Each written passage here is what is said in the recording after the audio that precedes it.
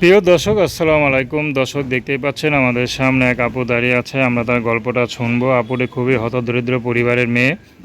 আপুটি কেন ইউটিউবে আসলেন আমরা তার মুখ থেকে জানবো। আপু, আসসালামু আলাইকুম। ওয়ালাইকুম আসসালাম। কেমন আছেন?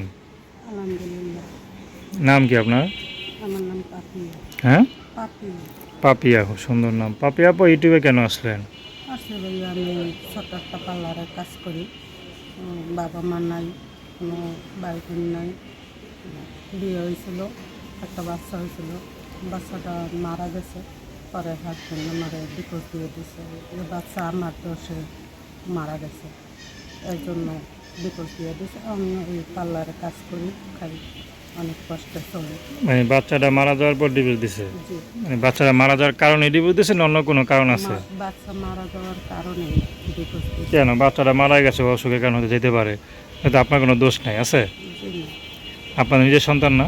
আমার নিজের সন্তান। তো আপনি কি চাইবেন আপনার বাচ্চা মারা যাক?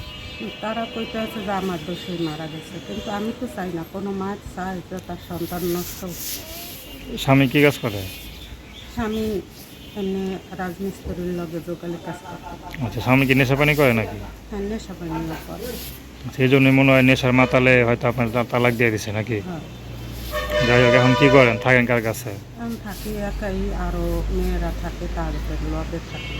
আচ্ছা আচ্ছা, একসাথে মেয়েরা হোস্টেলে থাকে যেরকম থাকে নাকি? হ্যাঁ হ্যাঁ, আপনার কোনো পরিবার নেই? পরিবার নেই। বাবা মা? বাবা মা ছোটো থাকতেই মারা গেছে। তো বিয়া দিল কে? বিয়ে দিয়ে নিজে নিজেই গিয়েছে। তো থাকেন কার কাছে? বড় হয়েছেন, এত বড় হইতে তাকে লোক লাগে নাকি? বড় হয়েছে, সময় নানি আছে। আচ্ছা আচ্ছা। তো আপনার দিন দুনিয়া কেউ নাই পৃথিবীতে, আপন বলতে কেউ নাই। হুম। এখন কি আর বিয়ে শাদী করবেন?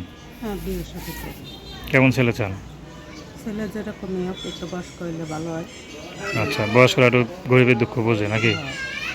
হ্যাঁ, আচ্ছা, তো দর্শক, আপনারা নাম কি বললেন? আপনিও। নাম্বারটা হচ্ছে 013-515-32282। আমি নাম্বারটা আবার বলছি, 013-515-32282। তো দর্শক, প্রেম ভালোবাসা বিয়ে শাদী করা আপনাদের ব্যক্তিগত।